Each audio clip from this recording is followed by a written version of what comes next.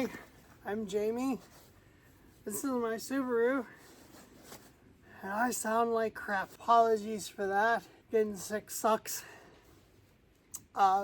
So, working on this today, and I've got a fancy steering wheel to put in that I recovered, and I got a gauge cluster that I made special, and I got some other doodads.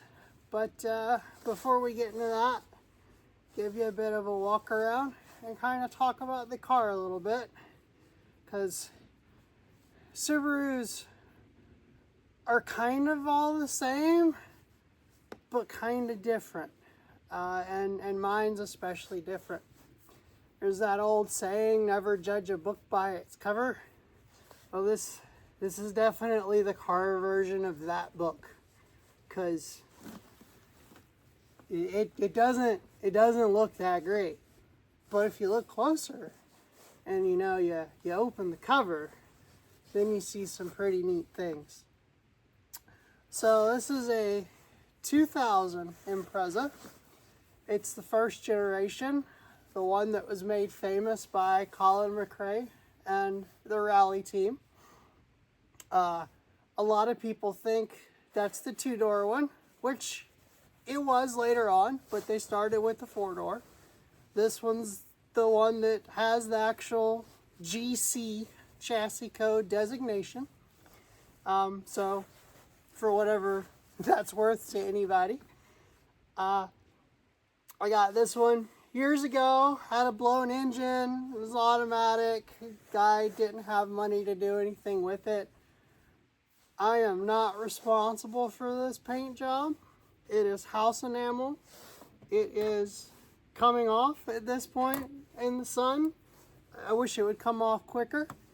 I would like to paint it one day, but my whole thing with vehicles is if it functions and it's reliable and it's safe and you enjoy it, looks kind of come way far down at the end. Like that's final stuff. That's when you got nothing else to tinker with. This is my daily driver. It's the most reliable car I've ever owned. So yeah, let me get up off the ground and grab the camera and we'll start going over some things. So walking up to the car, you might notice something kind of in this area here. That's right. That's a front mount intercooler, because this is turboed. It makes turbo noises. So let's get the hood open and take a peek. Oh, I need the rod. Oh, let's grab the rod. I got too many things and only two hands. Okay. Okay, just bear with me. Okay, hold on. Bear with me. Hold on. We're getting there. Okay. Boom. And engine. So, if you don't know Subarus, it's just engine bay. You might recognize some things, like you might recognize intercooler piping and intake. Engines are engines, so you can recognize things if you know engines. But if you know Subaru, you see some things that are already not standard. Now, I'm going to point out, with the exception of the intercooler piping and the actual front mount and the exhaust from the turbo back, everything is a stock part. Oh, I forgot. That the factory balancers have a rubber. I don't have one to show you. They have a rubber piece that like makes it two pieces and the rubber holds it. I've destroyed every one that I've had on this car. So I got that specifically because I didn't have an option. But it's not really for performance. It's just I got tired of them breaking. Anyway, so let's kind of go over what this is and see how much hate I get in the comments, because I'm definitely different when it comes to my Subarus. So like I was saying, everything is a stock part. So this is a stock, naturally aspirated, long runner, big plenum, because that's big, intake manifold. If I can find a picture, we'll post it of what the inside looks like. These have very, very, very nice flow characteristics. They're not necessarily perfectly ported and clean inside, but they are ported. It's a very nice transition with the air, and the little tube that's in here for the EGR stuff, I think it is, on the NAs. That's been deleted. I took that out, capped it off, so that's not in there. It's very nice flowing intake manifold. That is on top of a 2-liter EJ series JDM motor. The designation I have on it, and it's kind of hard to verify this stuff when you buy engines off eBay, but the designation I have is that it is a EJ 20Y. Now that means that it is out of a Japanese Legacy or Outback turbo. And you can see the turbo back here. The kind of interesting thing about that is that this is a high compression turbo engine. Most Subaru turbo engines have a compression of like 8.5 to 1. This is 9.5 to 1. And that snail back there, that boosty boy, is a twin entry, not twin scroll. It's, I don't know, the verbiage gets weird. It's twin entry. So the headers underneath, let me see if I can get a shot of that. Let's see, can we look under here? Yeah, so those headers are equal length headers that run from each bank has 2 pipes that go to a single pipe that run up to the turbo. So there's actually 2 pipes going into the turbo. So twin entry makes it spool faster. But then the exhaust side here only has 1 exit. So they combine inside the turbo. So that's why I'm not sure of the verbiage. It's a little different. A lot of the twin scroll ones have 2 entries and then 2 exits. But it's a TD04 HLA 19T. So it's not the same TD04 that came on like the 02 WRXs. It's got a bigger it's an inducer. The turbine in it is bigger. It's bigger. Makes more boosties. So that's what we got going on for an engine. These engines were kind of the predecessor to the like 4th generation EJ207 STI motors. They have active intake valves and active exhaust valves. Now in this car, I'm only using the intakes. So the exhausts are defeated mechanically by advancing, is it advancing or retarded? By clocking the actual cam gear on the timing belt so that those exhaust cams operate as if there weren't active valves in them. So they're there, but they're not used. Now, because this engine has AVCS, it's sitting on these little spacers. And these little spacers are there only to lift the intake so that my fuel rails for my STI size injectors, they're like, I think 550s. That's what's set in the ECU anyway. So that rail clears, it's hard to see, clears the AVCS valve down in there. These fuel rails are not any kind of like factory configuration. So I have the fuel line coming here from a filter and it goes over to a splitter. It goes 1 to each side of the engine for each fuel rail, and then it comes back, combines together, and goes to my pressure regulator. There's different schools of thought on how to do this. The other Subaru back there is actually done a little differently. And I don't know, they both ways work. This works fine for this engine. The accessories are all pretty standard, power steering, all that. A few concessions had to be made when doing the turbo swap. Obviously, well, not obviously, because you might not know. This intake sits much higher, especially with those spacers. And I had to clearance the hood, so there's no support in the middle because it was hitting. Now it doesn't hit. And you can't fit a top mount intercooler, which I didn't want anyway. Then we've got the intercooler piping that comes around.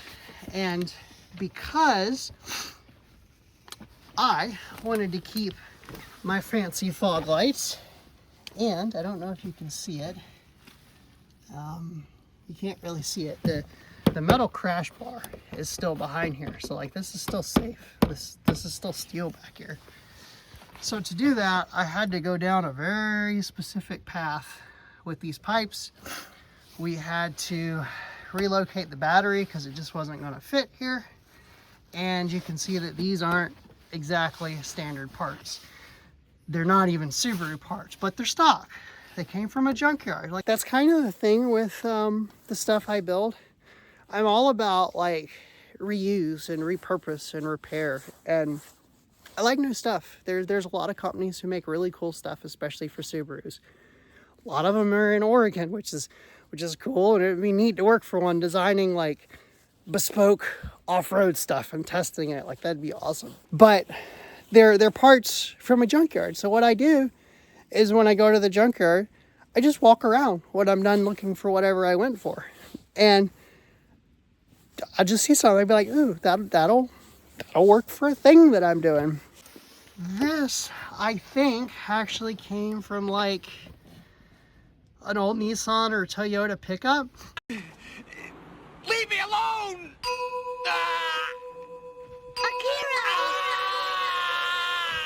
And it is a coolant reservoir. Like, you can see it says coolant on it, and it's got a nice bracket, and it goes and it does its thing. But it fits right there where I need it to, because the factory Subaru one sits here, and I couldn't use that because of my pipe. The factory washer jug also doesn't fit because I have an oil catch can here. Those are very controversial. This one does work. The way I have it plumbed, it works anyway. But I have a little washer jug. I don't know where that came from, a Toyota or something, but you know, it works. It does its thing. It's plugged into the factory little plug. This is the wire coming from the battery, so that's my main power. So if I need to jump start the car, I can jump it from right here, or if I need to jump start somebody else's. So let's kind of move over here. Over here is a little tighter. It's factory schnozzle. That's just the pipe that goes to the turbo. I would like to replace that at some point, just because this one's getting crusty, and I'm worried at some point I'm gonna crack it just taking this off to change the air filter. Factory air box here. Again, controversial. A lot of people do different things. This car, however, uses, ooh, about to hurt myself. No, you don't, no, what did I do to you? Stop it. Stop trying to kill me. I don't want a headache. Stop it. Let's put you back here in the service spot anyway. This is a cool thing about old Subarus.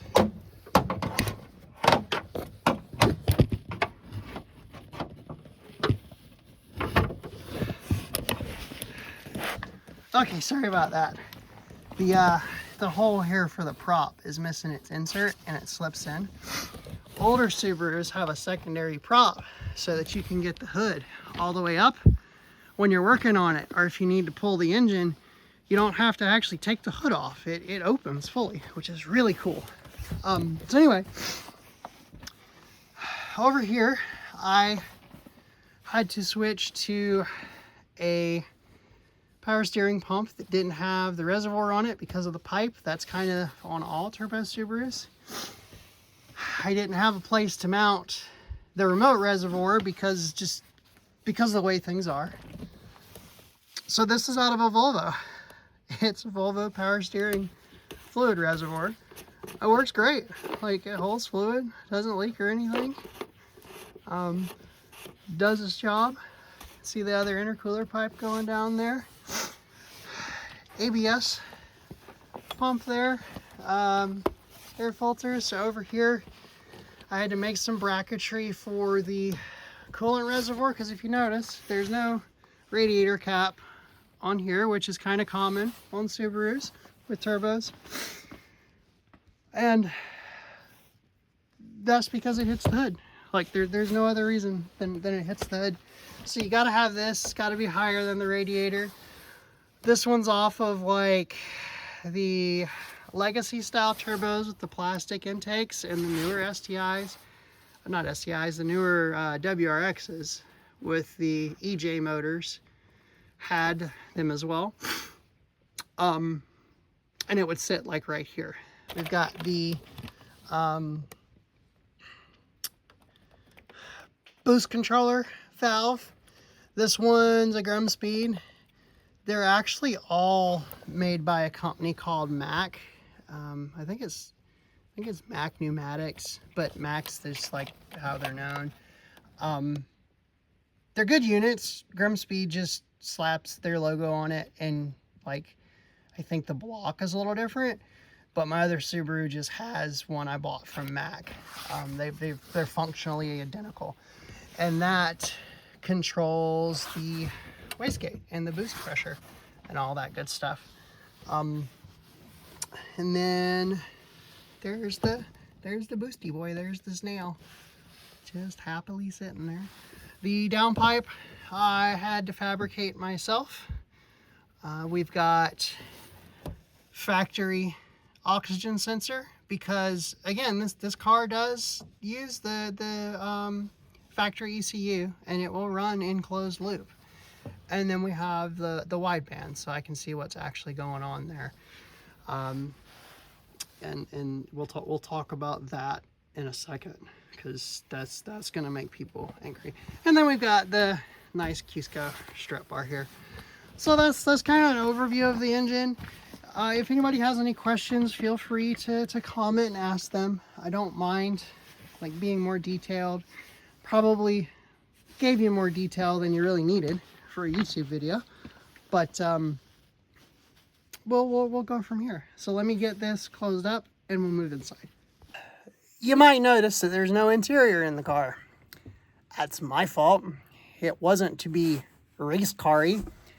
I live in a rainforest. It rains a lot. That's kind of Oregon's thing. And it leaked, and it grew mold, and it was quite nasty. I think I have some pictures from when I cleaned it up. But all that happened because it sat for a while, and I wasn't able to get to it. But anyway, so most of the interior is gone. I actually had very nice BRZ kind of seats in it. They were nice, like racy, supportive seats. But it just all had to get tossed out. I still have the door panels, well, except for that one. Someone, not me, but someone backed over that one and cracked it. So good luck to me getting another one. And I'm gonna try to clean those up and like put different fabric on them and get them back in here. But for now, it's just this race car. It doesn't bother me, because again, the point of this car isn't to look good or to be comfortable or to meet anybody else's expectations. This is my car that I built, quite literally built, for me. That's why it has the engine it does. That's why it has everything that it has was done because that's what I wanted to enjoy the driving experience that I wanted. I didn't mention while we were outside, but it does have four pot fronts and 2 pot rears, and they are done correctly with the JDM plates. So like, I have really good brakes on this car. Anyway, back to the interior.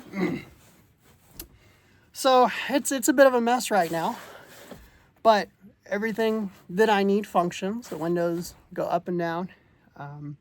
The air conditioning does work, though the belt's not on it because the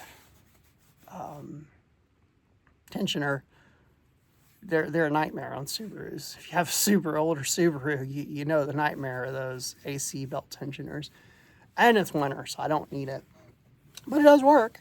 Heater works fantastic. The thermostat works fantastic. This car never overheats or anything. And you saw even with the coolant being a little low, it does not overheat. I just keep forgetting to get more coolant because it uses the Subaru blue coolant, I believe, is what's in it. So today I am going to put my steering wheel back in. So this is what was in the car, except for not wrapped. It got all moldy and nasty, so I soaked it in vinegar, killed all the mold, and then I got this wrap kit, which, you know, isn't great, but like it's decent enough for me. It's good enough for who it's for. Let's go with that. So I'm gonna swap my Legacy style one out and put this back in. I also have my instrument cluster here that I put together. So usually these are all white, but I kind of want, I think it's the old Honda Type R's or Nissan Type R's or something. There's another 90s Japanese car that was like this, where it just had center that was, I've always liked this style. So this is what I made for myself. I took it all apart, cut out the center section and did all that. So we're going to swap this in. A note for anybody else who is doing this, some states do have laws about altering the odometer. Technically, this is altering the odometer because this will not be the same as that. However, at some point in this car's life, it had an exemption put on its title for an odometer error. So it's completely null and void. It's already listed, so it doesn't affect the value. And like, I'm not selling the car or anything, but just do be aware of that. When you do some of this stuff, there are legal implications, at least if you're going to sell the car in the future, things you might need to disclose. I'm concerned that the speedometer might be a little off because you have to pull the needles, and I'm not 100% sure I got it put back on exactly right. So that's something we do need to check when we get it put in, but it's pretty straightforward. We'll put it in. And then we also have flappy paddles that I need to get working. So now let's get into that controversial part. Let me pull you into the car here so you can see what I got going on. So we've got flappy paddles, and that must mean that we have some kind of newfangled automatic transmission. And everybody knows that Subaru automatics suck. And like, yeah, we've got one. And this is its lever, but it's got this, and like, I don't know who told you that Subaru automatics were garbage and slow and not great, but that's not entirely true. And we're going to go over that later when we go driving. But for now, I want these to work. And also, because my boot caught it, I yanked a wire down there, and this isn't letting me shift up, so we got to fix that. So our agenda for today is gauge cluster, steering wheel, shifty, and shifty. I also need to fix the bracket. And to any Subaru people, yes, this doesn't lock. The Subaru people are gonna be like, okay, that shouldn't be there. How is that there? And like all this. This is an adjustable steering column. This quite literally just bolts onto this steering column. It's actually meant to go with the steering wheel, but this bracket back here is like all bent, so I need to sort that out. So I'm going to try and get the camera situated and myself situated and The first thing I want to do is pull some of these panels off and see if it's obvious where I broke that wire, because that'll make things really easy. So let me get set up for that. Okay. Let's see here.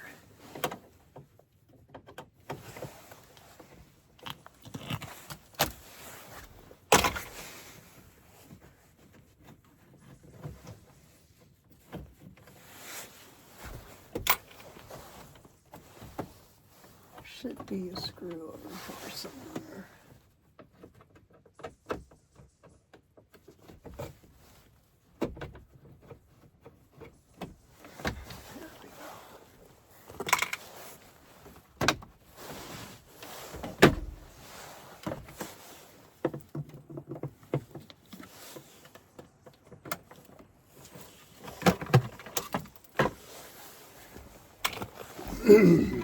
Let's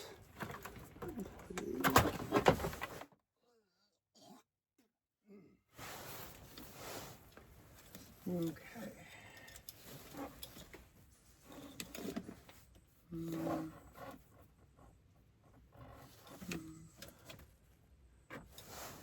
I'm pretty sure that it's these 3 wires that go over to shifter dude.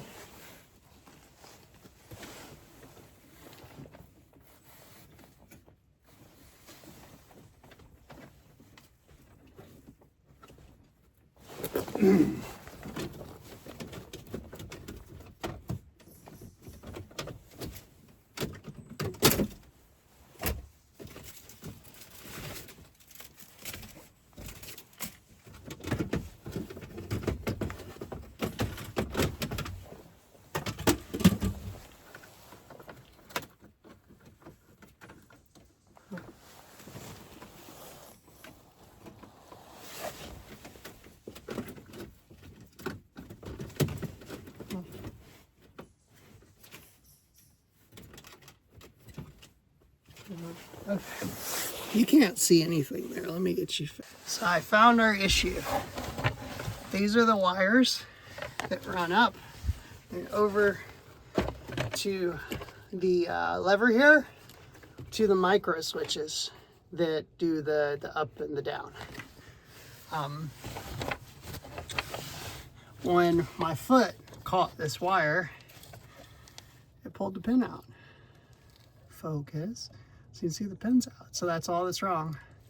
So I'm gonna go find my snips, and I'm gonna snip that zip tie off, and I'll pull this out, reseat that, put it back in, and then put this wire so that doesn't happen again.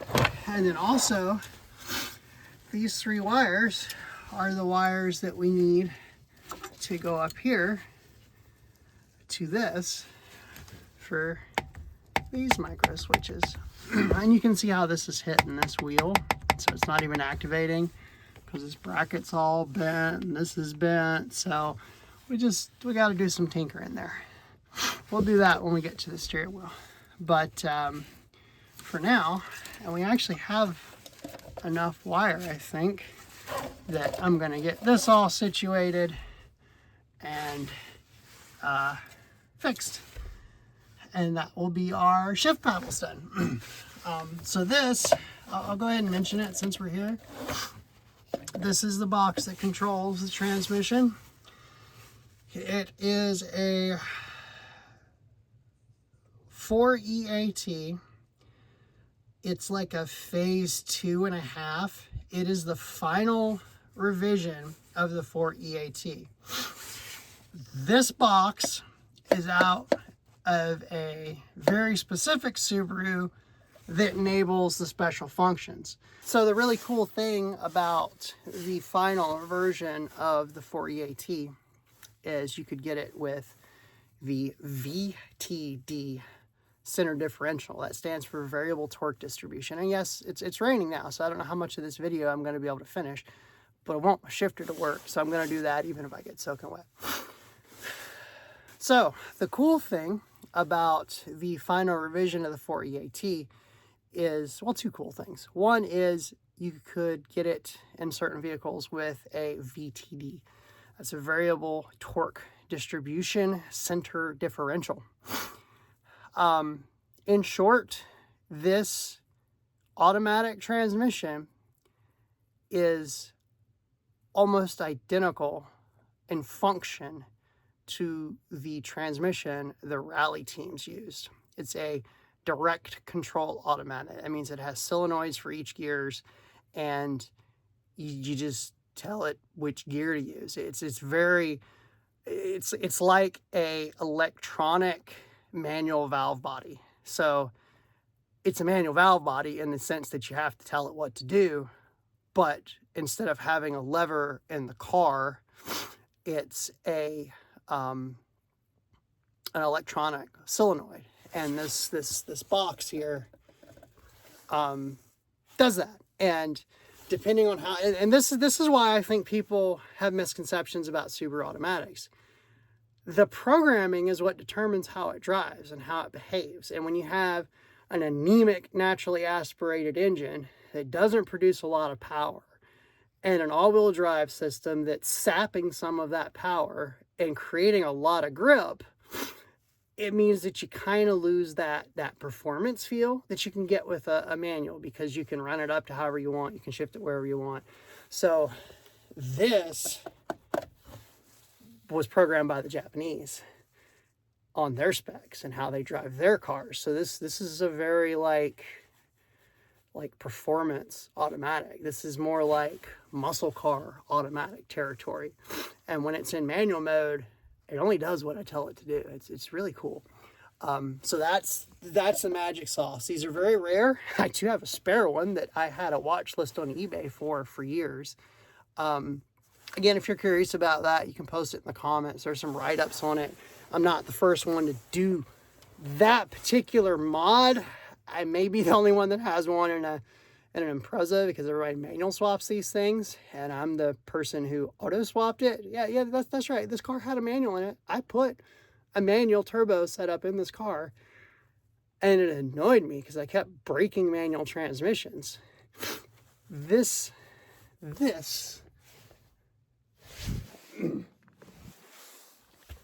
is a stock factory 4-speed automatic out of a Legacy, and it happily does turbo things. Like it's really cool. Anyway, so that was a bit of an aside. So I'm gonna get this fixed because it's drizzling now, and then we can hop back in the car. So let me go grab a couple of tools and yeah, get some stuff going. Not the tool I wanted, but it's the tool I've got, so let's just be careful here.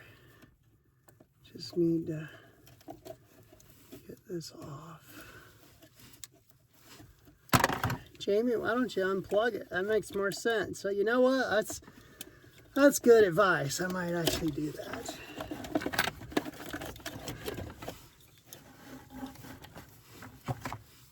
And I don't know why people give automatics so much hate. Americans are all about drag racing everything, and drag racers have sworn by automatics for decades. And like, oh, what's his name? That Cletus guy has the record for the fastest manual one, but there's still like tons of automatics faster than that. So like, yeah, manuals are great. They're fun. They have a place. And if that's what you like, I'm not here to yuck anybody's yum, but this is super yummy to me. Yeah, it just doesn't want to clip in there good. That's probably why I had the zip tie in there in the first place. It's a little better. Okay, let's... Okay, let's see. Oh, fuck. Now I don't remember which one it came out of. Well, I guess I'm going to be looking at the video. Okay, I'll have to go look at the wiring diagram. It was in the middle one there where I thought it was. Yeah, it's just going to be a pain. So let's plug it back in. Let's hold that while we plug it in. Okay, make sure that's seated. Let's get, oops.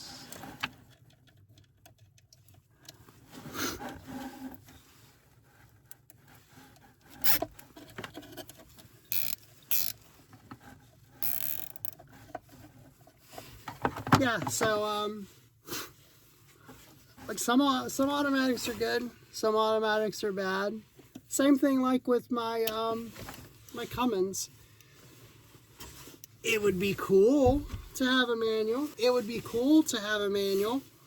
But like that's all a can of worms. And then I have proven with my camera girl and her truck that, especially for towing things, having an automatic for off-roading and trying to creep uphill is just better, because you have all that torque and none of that slippage, and you're not burning up your clutch. Like there's inherent advantages.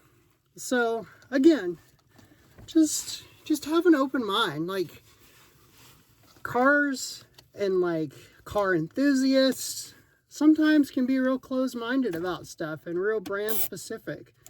I don't like I'm not a Subaru fanatic. Like I like my Subarus, but I like other things too. Like the Evo is an awesome car. If I ever stumbled upon one for a stupid price, I would probably want it. Like they're cool cars.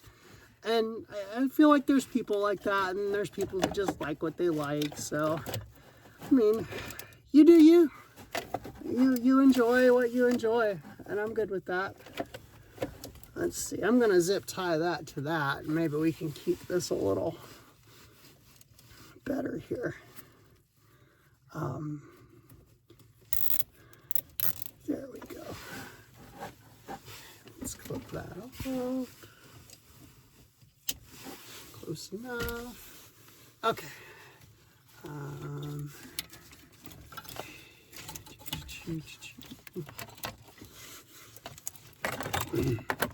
Some of these connectors you see aren't plugged in and aren't used because there's a couple of different sets of wiring going on. There's the wire for the engine and the transmission and that stuff, and then there's wire for body stuff. So some of them I just chose to left there. Some of them I chose to leave there instead of tearing the harness apart. So like yellow's usually for airbag stuff. Don't freak out and get all worried.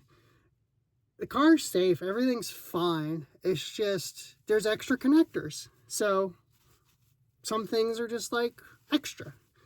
But like all the important bits around here are all hooked up.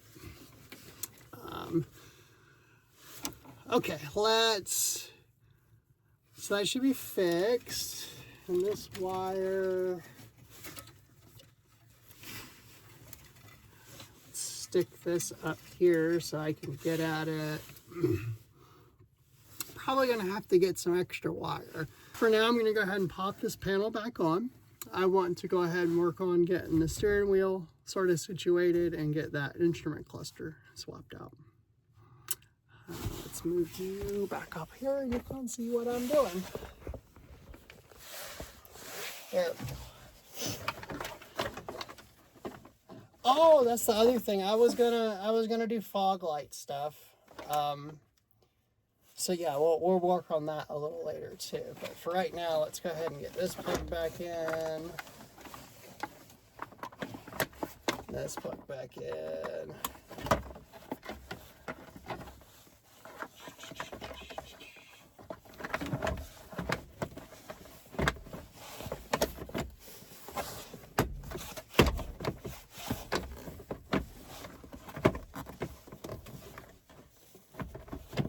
Oh, it's missing the metal clip, that's why.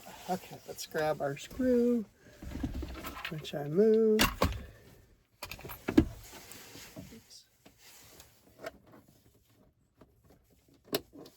hold everything.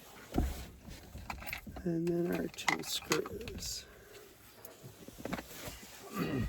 So we've got a screw over here and a screw over here.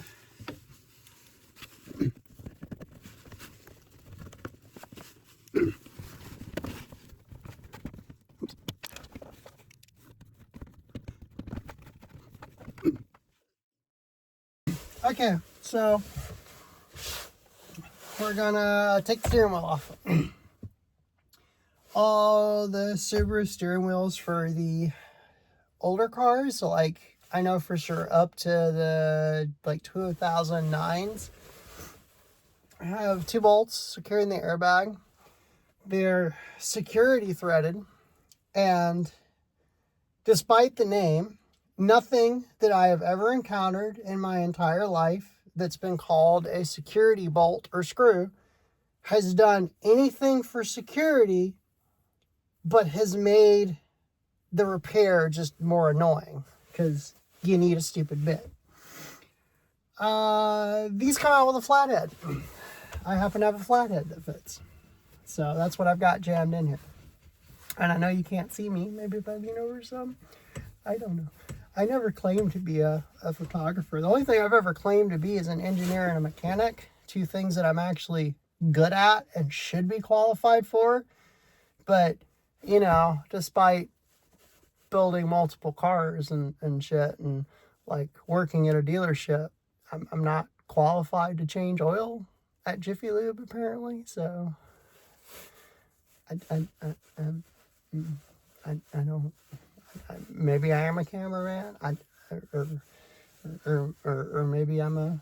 I don't fucking know. Release, damn you!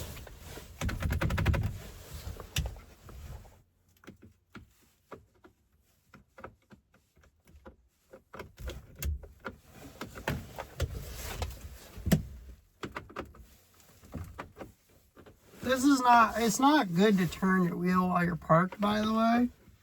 It's probably even less good to do it when you're on sharp rocks. But why? Why are you being so difficult? You just fell into the other one. Are you serious right now?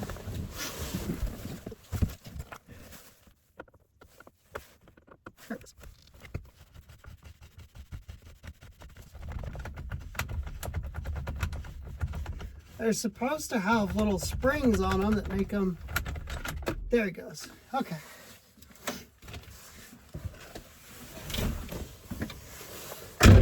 And yes, this one was not connected because this is not the right airbag for this car. And I don't want to die if it goes off, so I didn't have it connected. That's another reason I'm putting the other wheel back on.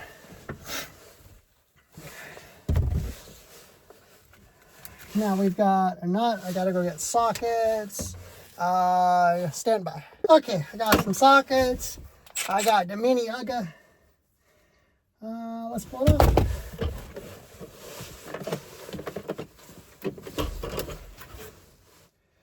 I choose you. Nope. I choose you. Yep.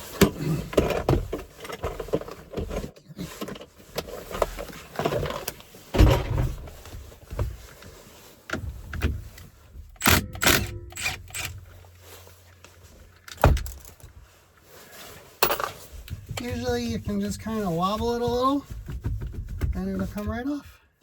Oh, the spring came off. That's not great. No. Oh, shit. Well, I forgot about the cruise control doodad. And then the coil. Well, I've opened a can of worms. Let's deworm it.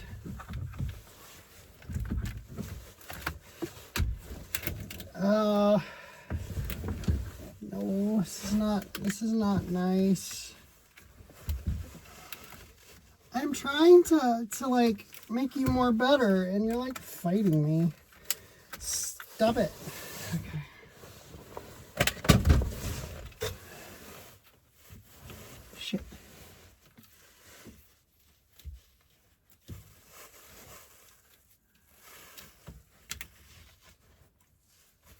Okay.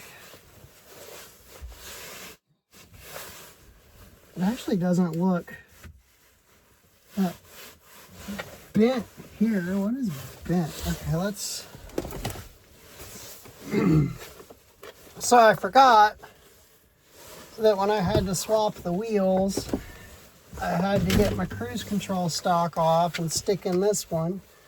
So that's... You can't really see, it's too dark. I can get the angle right. Yeah, that. So this guy, we gotta get this guy out. Which I think is just zip tied in here. Yeah.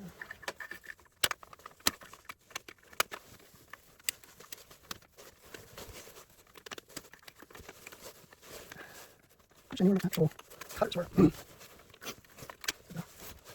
That was a perfect. Okay, how are you doing here? There we go. Okay. Shit, I don't have screws now. What up?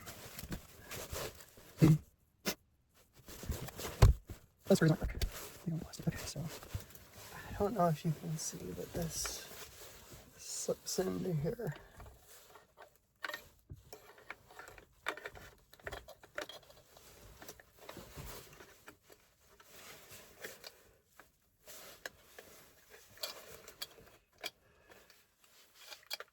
Like that. And then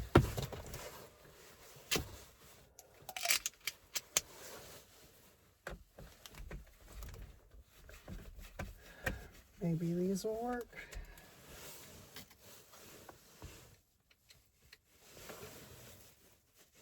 See, when I was yelling about Toyota the other day, Leave me alone! Ah!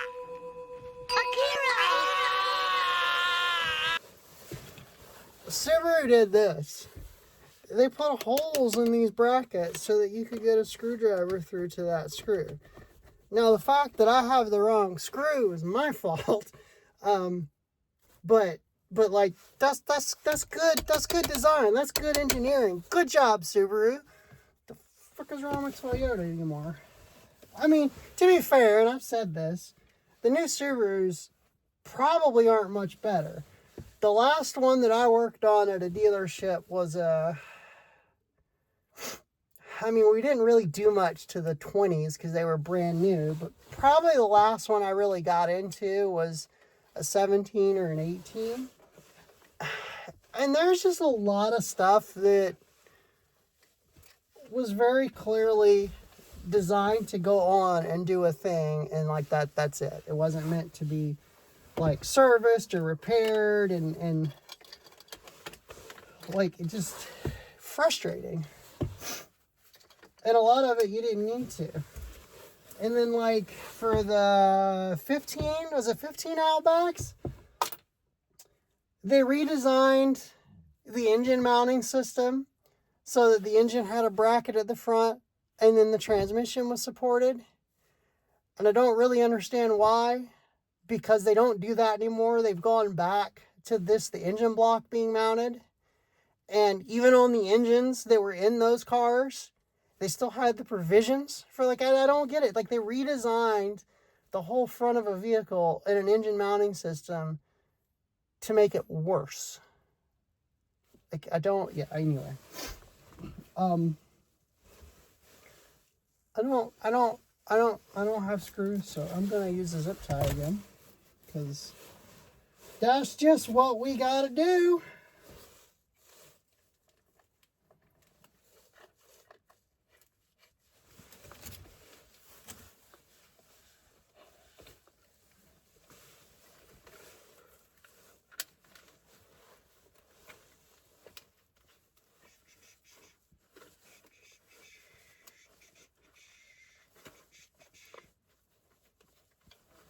And like, here's the thing, and like other YouTube guys that work on cars that I watch and do stuff, like they'll say the same thing. Like if you're going for perfect, that's fine, but like at what point are you not enjoying the thing that you want to enjoy because you're waiting on some part when, like, you could just make it work. Like, there's nothing wrong with that. Like, okay, there's something wrong with that. I do need to make that a little better.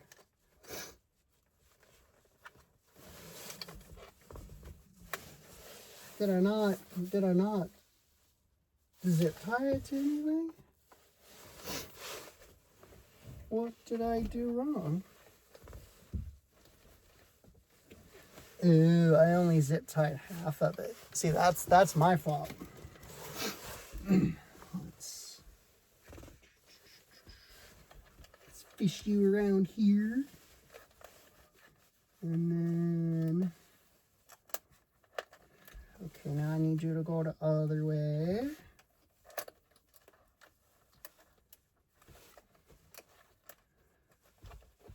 Yes. Yes. Yes.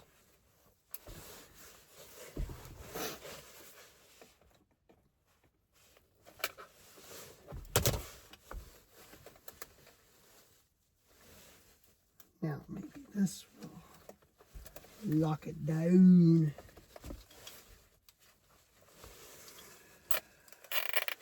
Oh, my voice is so screwed up right now. It sounds so deep and scratchy, and it's really not.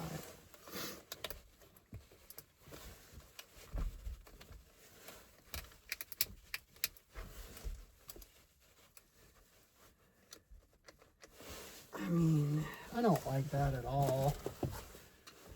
And now I can't get it out. You know what? It's good enough for right now. I'm gonna have to find some bolts at some point. Whatever. Where is the little tabby that this is supposed to connect to, though?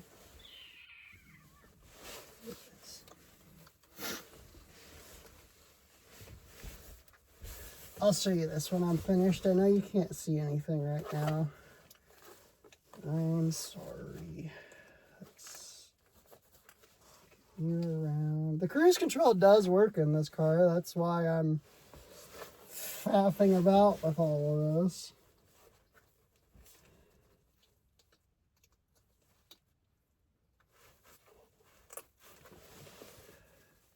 Okay.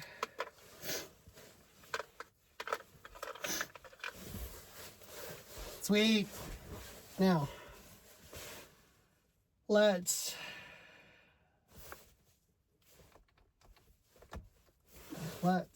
fish these through.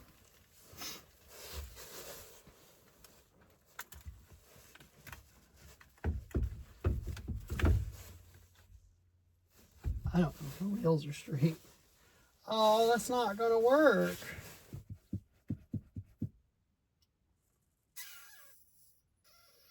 I'm gonna take that out anyway. So let me show you what I'm looking at. So yeah, this hits my paddle. So I'm gonna have to relocate that. That's not a big deal. Now I've got to go find my other cutters though to cut this off. Well, shoot. I can probably relocate it down here at some point, and it'll just be below the wheel, or I'll figure it out. Like, this is the wheel that's actually meant to go with these paddles. But their cruise thingy is totally different and like comes down more, so it like comes out over here. Oops, comes out over here. Yeah, let me get that off. Well, a couple of things aren't going my way.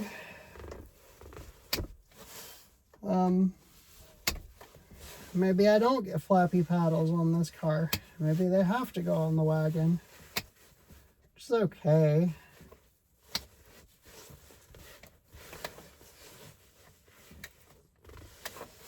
I mean, I know they'll just bolt onto the wagon.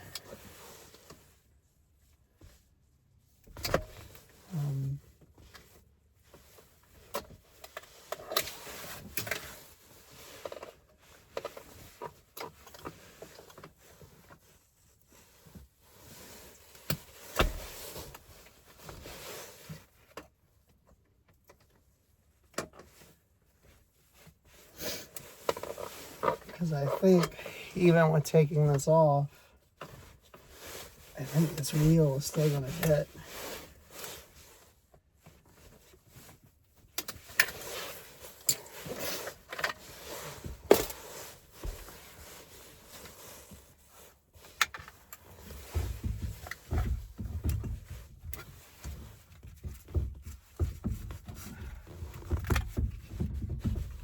Finish breaking this clock spring.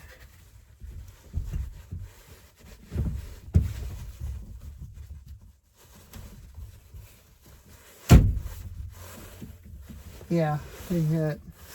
That's not great. You can see there's just no space there. Okay. Shit. I'd rather have my steering wheel than paddles.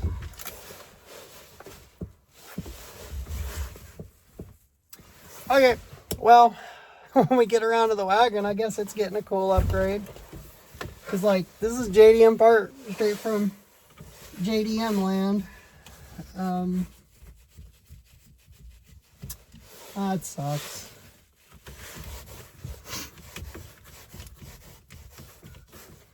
And now I can put the cruise control back.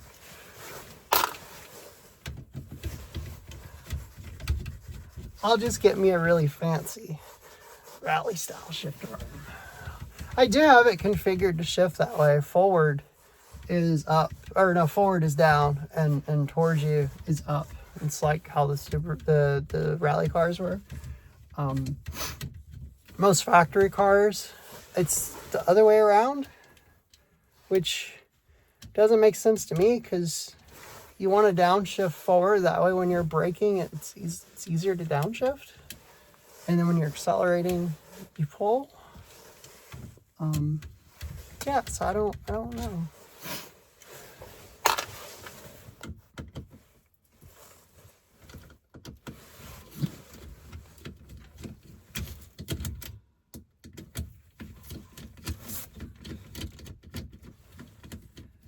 These are too long to use. I was thinking I could use these to fix the cruise control little thingy, but these are way too long.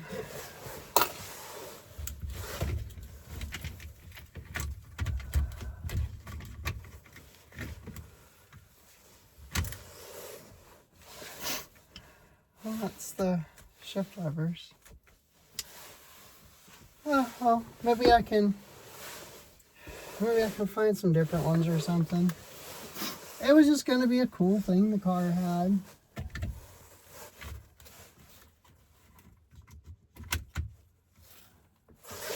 Let's stick these back.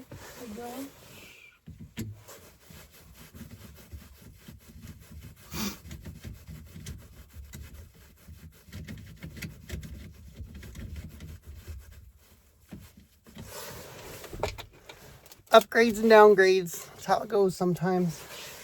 I mean, to be fair, they've been in the car for like a year and I haven't hooked the wires up because I don't know. You saw they're right there. I mean, I just blame the ADD, I guess. Or the autism. I don't know. It's one of those things.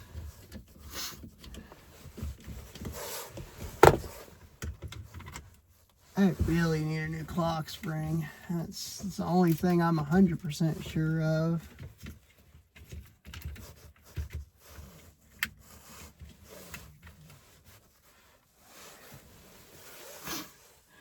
My wheels turned a lot. Let's stick that over there. I'm gonna go get a spritz of stuff to put on here since this is so kind of crunchy. And then we'll figure out the wheel situation.